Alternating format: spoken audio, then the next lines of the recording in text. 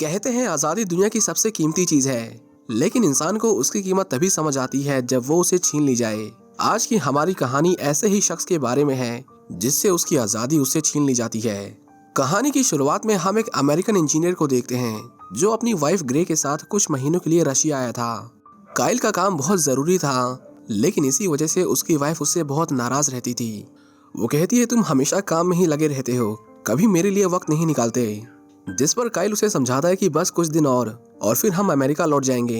एक रात जब सभी लोग सो रहे थे तो ग्रे की फोन की घंटी बजी। दूसरी तरफ काइल था जो कहता है कि मैं घर आ रहा हूँ, लेकिन तभी पूरे घर की बत्तियां बुझ जाती हैं। ग्रे घबराती है पर किसी तरह लाइट्स फिर से चालू कर देती है। तभी फोन फिर से बजता है, लेकिन इससे पहले वो बात कर पाती, अचानक एक अनजान आदमी जबरदस्ती घर में घुसता है और उस पर हमला कर देता है। फोन पर काइल उसकी चीख सुनता है और बिना कुछ सोचे अपनी कार लेकर घर की तरफ दौड़ पड़ता है।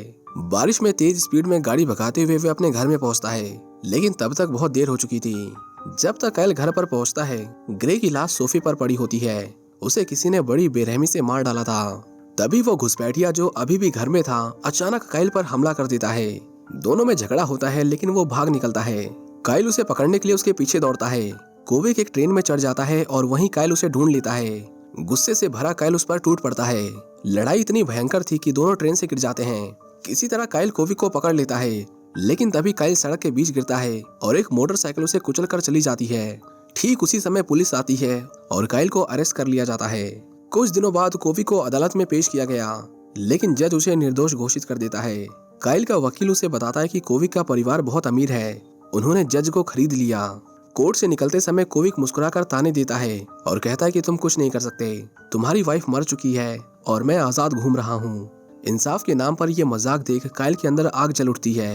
वो एक पुलिस वाले की बंदूक छीनता है और पूरी मैगजीन कोविक के सीने में उतार देता है। इसके बाद जज काइल के खिलाफ फैसला सुनाते हैं और उसे रशिया की सबसे भयानक जेल में भेज दिया जाता है। जैसे ही वो जेल में पहुंचता है, उसे और बाकी नए कैदियों को एक लाइन में खड़ा कर दिया जाता है। सामने एक कैदी को बहुत बुरी तरह पीटा जा रहा था क्योंकि उसने भागने की कोशिश की थी। जेल का जनरल आगे आता है और उन्हें घूर कर कहता है कि तुम चाहो तो यहाँ से भाग सकते हो, लेकिन अंजाम के लिए तैयार रहना। इसके बाद सभी कैदियों को अपना सामान जमा करने के लिए कहा जाता है। जेल के अधिकारी उनके सामान छांटते हैं और जो भी उन्हें पसंद आता है उसे लूट लेते हैं। तभी वार्डन काइल के पास आता है और कहता है कि अपनी शादी की अंगूठी उतारो, लेकिन जब काइल मना करता है तो वार्डन उसे जोरदार घूंसा मारता है और उसकी अंगूठी छीन लेता है। अब काइल के पास कुछ नहीं बचा था सिवाय उसकी वाइफ की एक छोटी सी तस्वीर के। इसके बाद कैदियों के कपड़े उतारे जाते हैं, उनके सिर मुंडवा दिए जाते हैं और उन्हें ठंडे पानी से नहलाया जाता है। रात में जब सभी कैदी सोने की कोशिश कर रहे थे तो काइल अकेला बैठा था। उसकी आंखों के सामने ग्रे की खूबसूरत यादें तैरने लगीं, लेकिन अगले ही पल उसे अपनी सच्चाई का एहसास हुआ। वो रशिया की सबसे खतरनाक जेल में कैद था, जहाँ से जिंदा लौटना नामुमकिन था। आधी रात में बिली कूपर नाम के कैदी की चीखें गूंज रही थीं। पहरेदारों ने उसे जबरदस्ती खींचकर उसकी सेल से बाहर निकाला और उसे एक अंधेरे कमरे में धकेल दिया। वहाँ एंड्रे नाम का कैदी पहले से मौजूद था, जो उस रात बिली को बहुत टॉर्चर करता है। सुबह होते ही सारे कैदियों को बाहर निकाला गया। काइल भी बाहर आया और तभी उसकी नजर बिली पर पड़ी। वो बुरी तरह जख्मी था, उसके शरीर पर गहरे घाव थे और चेहरा भी सूजा हुआ था। काइल की आंखें गुस्से से लाल हो गईं, लेकिन उसका गुस्सा तब और बढ़ गया जब उसने देखा कि एंड्रे हंस रहा था। उसे हंसता देख काइल को कोविक की याद आई, जो कोर्ट से छूटने के बाद ऐसे ही हंस रहा था। गुस्से की आग में जलता काइल एंड्रे पर टूट पड़ा।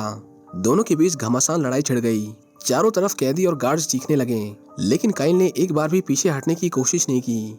ये लड़ाई तब तक चलती रही जब तक वार्डन ने बीच में आकर उन्हें रोका नहीं। काइल को सीधा काल कोठरी की सजा दी गई, जहां उसे कुछ दिन अकेले बिताने थे। जब काइल को उस गंदी और तंग कोठरी में डाला गया तो वहां की बदबू इतनी भयानक थी कि उसने सांस लेना भी मुश्किल कर दिया। फर्श पर गंदा पानी बह रहा था और उसे खाने के लिए जो कुछ भी दिया गया वो भी चींटियों ने खा लिया। हर बीते दिन के साथ काइल की उम्मीदें मरती जा रही थीं और फिर एक दिन उसने हार मान ली। उसने अपने पुराने कपड़ों की रस्सी बनाई और खुद को खत्म करने की कोशिश की, लेकिन रस्सी बीच में ही टूट गई। फिर उसने अपना सिर पत्थर की दीवार पर जोर से दे मारा। जल्दी खून बहने लगा और आंखों के आगे अंधेरा छा गया, लेकिन फिर भी उसकी मौत नहीं हुई। उसे एहसास हुआ कि बगल की कोठरी में भी एक और कैदी कैद है। वहां से दिल दहला देने वाली चीखें आ रही थीं। ये जताने के लिए कि वो अकेला नहीं है, काइल ने धीरे से दीवार पर हाथ मारा, लेकिन दूसरी तरफ से कोई जवाब नहीं आया। भूख से तड़पता काइल अब लगभग बेहोश होने वाला था, लेकिन तभी एक पतंगा आया और उसके खाने की प्लेट पर बैठ गया। काइल को एहसास हुआ कि अगर एक नन्हा कीड़ा भी जिंदा रहने के लिए संघर्ष कर सकता है तो वो क्यों नहीं। उसने अपना खाना उठाया और धीरे धीरे खुद को मजबूत करने लगा। कुछ दिनों बाद उसे एक नए सेल में ले जाया गया, लेकिन वहाँ कैदी नंबर 451 पहले से मौजूद था। एक ऐसा अपराधी जिसने अपने पिछले 3 साथियों को मार डाला था। यहाँ हर पल काइल की जान खतरे में थी। उस रात दोनों कैदियों ने एक दूसरे से एक शब्द नहीं कहा, लेकिन काइल को उस पर शक था कि कहीं वो उसे मार ना डाले। अगले दिन जब सारे कैदी जेल के बाहर काम कर रहे थे तो काइल घास पर कुछ मिनट के लिए लेट गया। पहली बार उसे थोड़ी राहत महसूस हुई, लेकिन राहत ज्यादा देर तक नहीं रही। एक सैनिक ने उसे उठाकर दोबारा काम पर भेज दिया। ये जेल किसी को भी चैन से जीने नहीं देती थी। शाम होते ही कैदी फिर से जेल में लौटे। तभी एक सिपाही ने काइल को बताया कि कोई उससे मिलने आया है। काइल देखता है कि उसका ब्रदर इन लॉ उससे मिलने आया था। उसकी आंखों में दर्द और गहरी उदासी थी। उसने धीरे से कहा कि ग्रे की डेड बॉडी वापस अमेरिका पहुंच चुकी है, अब उसकी आत्मा को शांति मिल जाएगी। काइल की आंखों में आंसू आ गए। वो खुश था कि उसकी वाइफ का शरीर घर लौट चुका है, लेकिन अब वो खुद इस नरक में कैद था। सुबह होते ही जेल के कैदी मैदान में इकट्ठा हुए। एंड्रे जो अपने साथियों के साथ बास्केटबॉल खेल रहा था, अचानक काइल की ओर गेंद उछालता है, लेकिन निशाना चूक जाता है और बॉल एक दूसरे रशियन गैंग के पास जा गिरती है। बस फिर क्या था, झगड़े की चिंगारी भड़क उठी। दोनों गुट एक दूसरे पर झपटने ही वाले थे कि तभी वहां वार्डन आ धमका। उसकी आवाज सुनते ही सब शांत हो गए। किसी न किसी बहाने से झगड़ा और फिर खून खराबा, ये इस जेल में बहुत आम बात थी। मैदान के कोने में काइल बिली से बात करने गया। वो जानना चाहता था कि ये नौजवान आखिर जेल में क्यों बंद है। बिली ने उसे बताया कि एक दिन वो एक लड़की के साथ डेट पर गया था। हमने साथ में ड्रिंक किया और फिर वो नशे की हालत में कार चलाने लगी। जल्द ही गाड़ी बेकाबू हुई और एक रेस्टोरेंट से जा टकराई। कार मैं नहीं चला रहा था, लेकिन फिर भी मुझे 18 महीनों की सजा दे दी गई।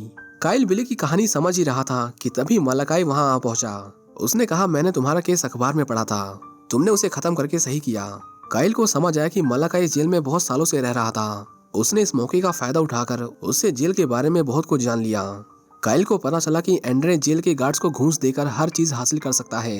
ये सुनकर उसके अंदर का गुस्सा और भी भड़क गया। उस रात जब काइल सोने गया तो उसकी आंखों के सामने फिर से उसकी पत्नी का खौफनाक मंजर आ गया। वो बुरी तरह चीखने लगा और पसीने से भीग गया।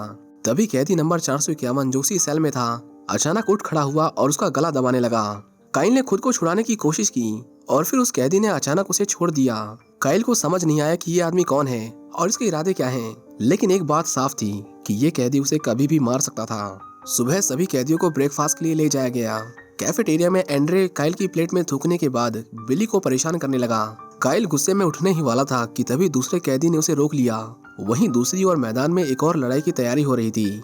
ये लड़ाई मजे के लिए नहीं थी, बल्कि जेल का एक खूनी खेल था। कैदी और यहाँ तक कि जेल का जनरल तक इस लड़ाई पर दाव लगा रहे थे। जैसे ही लड़ाई शुरू हुई, एंड्रे ने अपने अपोनेंट को बेरहमी से पीटना शुरू कर दिया। वो बेचारा बेहोश होकर गिर पड़ा, लेकिन एंड्रे नहीं रुका। वो तब तक हमला करता रहा जब तक वार्डन ने लड़ाई को रोकने का ऑर्डर नहीं दिया। कैदियों को जब काम पर भेजा गया तो जेरिक नाम के कैदी ने बिना किसी वजह के काइल से झगड़ा शुरू कर दिया। गार्ड्स पास खड़े होकर देखते रहे, लेकिन किसी ने भी बीच बचाव नहीं किया। काइल ने भागने की कोशिश की, लेकिन जेरिक के साथी उसे धक्का देकर फिर से झगड़े में घसीट लेते हैं। फिर अचानक काइल को जमीन पर पटक दिया गया और फिर कायरों का झुंड उसे रौंदता चला गया। कई मिनटों की बेरहम पिटाई के बाद काइल को घसीटकर फिर से काल कोठरी में डाल दिया गया। इस बार वो कई दिनों तक उसी अंधेरी कोठरी में कैद रहा। ये अकेलापन उसे तोड़ रहा था, लेकिन उसके पास ग्रे की यादें थीं और उन्हीं यादों के सहारे वो जिंदा था। जब काइल को आखिरकार उस अंधेरी कोठरी से निकाला गया तो उसने देखा कि बगल की सेल में किसी कैदी को शानदार दावत भेजी जा रही थी। उसने खुद से सवाल किया कि आखिर ये आदमी है कौन। जब वो जेल के मैदान में वापस लौटा तो उसके साथी कैदी भी उसे पहचान नहीं पा रहे थे। कैफेटेरिया में जब काइल खाना खाने बैठा तो एंड्रे फिर से उसके पास आया और उसे धमकाने लगा, लेकिन इस बार काइल चुप नहीं रहा। वो उठ खड़ा हुआ और एंड्रे के मुंह पर एक जोरदार मुक्का जड़ दिया। तभी गार्ड्स दौड़े और लड़ाई रोक दी और फिर से काइल को उसी अंधेरी काल कोठरी में डाल दिया गया। अगले दिन जब सारे कैदी काम पर भेजे गए तो अचानक एक पुलिस कार एक माइन पर चढ़ गई और जोरदार धमाका हुआ।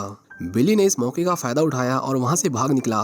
मार्को भी उसके साथ था, लेकिन जैसे ही गार्ड्स को पता चला उन्होंने गोलियां बरसानी शुरू कर दी। मार्को के सीने में गोली लगी और वो वहीं ढेर हो गया, लेकिन बिली भागता रहा। उसने कीचड़ भरे पानी में घुसकर खुद को छिपाने की कोशिश की, लेकिन ज्यादा देर तक किस्मत ने उसका साथ नहीं दिया। गार्ड्स ने उसे ढूंढ निकाला और जब वो जेल वापस आया तो उसे फिर से एंड्रे की सेल में डाल दिया गया, जहां एंड्रे ने उसे बहुत टॉर्चर किया। काइल को आखिरकार बाहर निकाला गया, लेकिन अब वो पहले जैसा नहीं था। उसके अंदर एक आग जल रही थी। वो हर दिन अपनी ताकत और फाइटिंग स्किल्स को निखारने लगा और उसकी पहली फाइट सीधा एंड्रे के साथ तय की गई। अगले दिन लड़ाई शुरू हुई। एंड्रे ने काइल पर बिना देर किए हमला बोल दिया। उसने एक जोरदार मुक्का मारा और काइल जमीन पर गिर पड़ा। चारों ओर कैदी चिल्लाने लगे।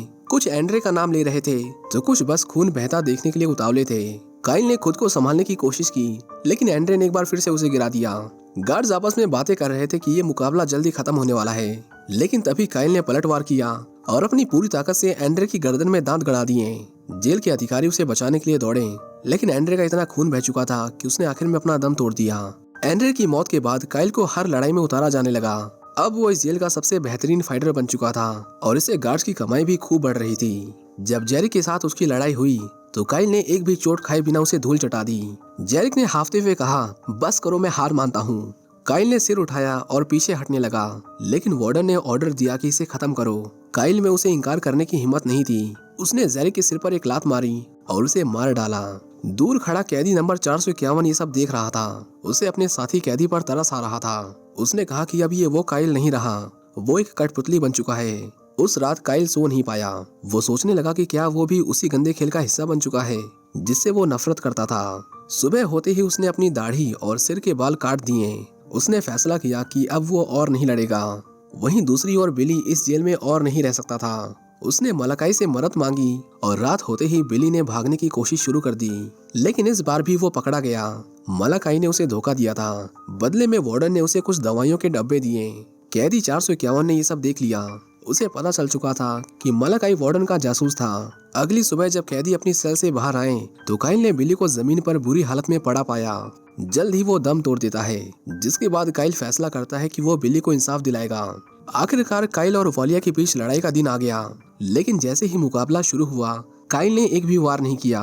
वार्डन खुद मैदान में आ गया और कहा, लड़ो वरना अंजाम बुरा होगा। लेकिन काइल ने सिर्फ एक ही बात कही कि अब और नहीं, अब वो नहीं लड़ेगा। काइल को खींचकर रिंग से बाहर निकाला गया। रात को उसके हाथों को एक लोहे के खंभे से बांध दिया गया। वार्डन ने ऐलान किया कि जब तक तुम लड़ने के लिए हाँ नहीं कहोगे तब तक तुम यहीं रहोगे। काइल बेचारा भूखा प्यासा वहीं तड़पता रहता है, लेकिन उसने तय कर लिया था कि अब ये खेल यहीं खत्म होगा। वहीं दूसरी ओर मलाकाई कैदी नंबर 451 के लिए शराब लाता है, लेकिन उस कैदी ने मलाकाई के ऊपर सारी शराब उड़ेल दी और कहा कि ये बिल्ली का बदला है। मलाकाई हड़बड़ा गया। उसने कहा, पुलिस ने मुझे दवा देने का वादा किया था, मैंने ये सब अपनी जान बचाने के लिए किया। लेकिन उसका सच कैदी 451 को नहीं पिघला सका। उसने एक पल की भी देरी किए बिना मलाकाई को आग के हवाले कर दिया। उस धधकती आग को देखते हुए कैदी 451 अपने अतीत में खो गया। जब वो बच्चा था तो उसके टीचर ने भी उसे इसी तरह टॉर्चर किया था, लेकिन एक दिन हद से गुजर जाने के बाद उसने अपने टीचर के कमरे में आग लगा दी और उसे जलाकर मार डाला। लेकिन इस दुनिया ने उसके दर्द को नहीं समझा और तभी से वो जेल में कैद है। पर उसने ठान लिया था कि वो सबको इंसाफ दिलाकर रहेगा। काइल ने लड़ाई से इनकार कर दिया था। उसकी इस जिद ने पूरी जेल में क्रांति की आग भड़का दी। दूसरे कैदी भी अब लड़ाई से इनकार करने लगे। धीरे धीरे मिलिट्री की पकड़ कमजोर पड़ने लगी, क्योंकि वे हर कैदी को सजा नहीं दे सकते थे। लेकिन काइल की हालत बेहद खराब थी। भूख, प्यास और लगातार हो रहे टॉर्चर ने उसे लगभग तोड़ दिया था। जब वो अंतिम सांसें गिन रहा था तो उसकी वाइफ की आत्मा उसके सामने आई। उसकी मुलायम आवाज और स्नेह भरी मुस्कान ने काइल को एक बार फिर से जीने की ताकत दी। जनरल ने काइल को सबक सिखाने के लिए अस्पताल में उसकी मरहम पट्टी करवाई और फिर उसे काल कोठरी में डाल दिया। लेकिन अब वो अकेला नहीं था। दीवार के दूसरी तरफ उसका एक साथी था जिससे वो हमेशा बात करता था। कुछ हफ्तों बाद जब काइल को बाहर निकाला गया तो उसे फिर से लड़ने के लिए मजबूर किया गया, लेकिन इस बार उसका अपोनेंट कोई आम इंसान नहीं था। उसका शरीर इतना बड़ा था कि वो किसी मॉन्स्टर जैसा लग रहा था। उसकी लाल आंखें सिर्फ शिकार का तलाश कर रही थीं और वो शिकार था काइल। जैसे ही उसे रिहा किया गया वो काइल पर झपट पड़ा। काइल ने बचने की कोशिश की, लेकिन मिलिक ने उसे सीढ़ियों से नीचे पटक दिया।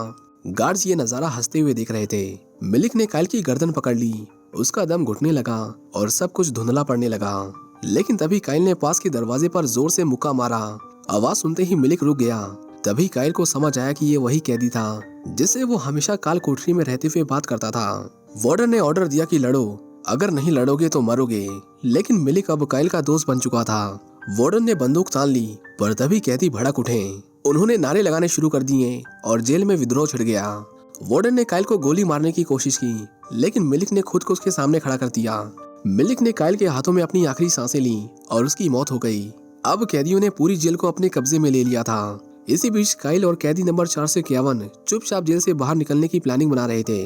कैदी नंबर 451 ने काइल को बताया कि उसने पिछले 20 साल से हो रही इस जेल की हर बर्बरता के खिलाफ सबूतों को इकट्ठा किया है। उसने वो सारे डॉक्यूमेंट्स काइल को सौंप दिए और कहा कि अब इस नर्क को हमेशा के लिए खत्म करना तुम्हारा कर्तव्य है। उस रात जेल के अंदर खून की नदियां बह गईं। 7 कैदी और 1 गार्ड मारे गए और जो बचे उन्हें 2 हफ्तों के लिए काल कोठरी में बंद कर दिया गया। जब कैदियों को उनके सेल से निकाला गया तो काइल को फिर से फाइट करने के लिए मजबूर किया गया। जनरल ने ऑर्डर दिया कि कोई फर्क नहीं पड़ता कि कौन जीते, बस इस अमेरिकन को खत्म कर दो। काइल के लिए ये लड़ाई सिर्फ जीतने के लिए नहीं थी, बल्कि जिंदा रहने के लिए थी। वेलिया और काइल एक दूसरे पर टूट पड़े। दोनों के बीच जबरदस्त फाइट हुई, लेकिन जैसे ही वेलिया ने देखा कि वो हार सकता है, उसने अपने जूते में छिपी एक धारदार ब्लेड निकाली और पूरी ताकत से काइल पर हमला किया। लेकिन काइल ने समय रहते वार को भांप लिया और तेजी से पीछे हट गया। ब्लेड सीधे पास खड़े एक और कैदी के पेट में घुस गई। इसका फायदा उठाते हुए काइल ने वेलिया को पकड़ लिया और उसके सिर को लकड़ी की मोटी छड़ी पर पटक दिया। लड़ाई खत्म होते ही काइल को हथकड़ियों में जकड़कर एक गाड़ी में डाल दिया गया। वो जानता था कि अब उसे खत्म कर दिया जाएगा, लेकिन तभी धमाकों और गोलियों की गूंज से पूरी जेल में हड़कंप मच गया। काइल ने वार्डन के सिर पर बंदूक तान दी, लेकिन उसने ट्रिगर नहीं दबाया। उसने कहा, मैं तुझे मारूंगा नहीं, लेकिन तुझे जिंदगी भर इस दर्द में रखना ज्यादा बेहतर होगा। उसने वार्डन को जमीन पर गिराया और एक गाड़ी उसके पैरों पर धकेल दी। वार्डन दर्द से चिल्लाया, लेकिन अब कोई उसकी मदद नहीं कर सकता था। काइल ने गार्ड का यूनिफॉर्म पहना और कैदी नंबर 451 ने उसे गाड़ी की चाबी पकड़ा दी। उसने अपने दोस्त को सारे डॉक्यूमेंट सौंपे और कहा, इन रिपोर्ट्स को बाहर की दुनिया तक पहुंचाओ ताकि ये नर्क हमेशा के लिए खत्म हो सके। लेकिन वो खुद अभी नहीं जाना चाहता था। उसने कहा, अभी मुझे इस जगह से अपना पुराना हिसाब चुकता करना है। उसने जनरल की ऑफिस की ओर कदम बढ़ा दिए, जबकि काइल को उसकी सबसे बड़ी जिम्मेदारी पूरी करनी थी। काइल ने अपनी रिंग वापस ली और जेल के दरवाजे की ओर बढ़ने लगा। वो उनसे बचते हुए सही सलामत बाहर निकल गया। 3 महीने बाद जब वो डॉक्यूमेंट्स पब्लिश हुए तो रशियन गवर्नमेंट को उनकी लापरवाही और जेल के मिस मैनेजमेंट के लिए दोषी ठहराया गया। 3 महीने में उस जेल को बंद कर दिया गया और सभी कैदियों को एक बेहतर और सुरक्षित जेल में ट्रांसफर कर दिया गया। इसी के साथ ये कहानी यहीं खत्म हो जाती है। उम्मीद करते हैं कि आपको ये वीडियो पसंद आई होगी। अगर आप हमारे चैनल पर नए हैं तो चैनल को सब्सक्राइब जरूर करें और बेल आइकन को दबाना ना भूलें, ताकि जब भी हम नया वीडियो लाएं आपको उसका नोटिफिकेशन सबसे पहले मिले।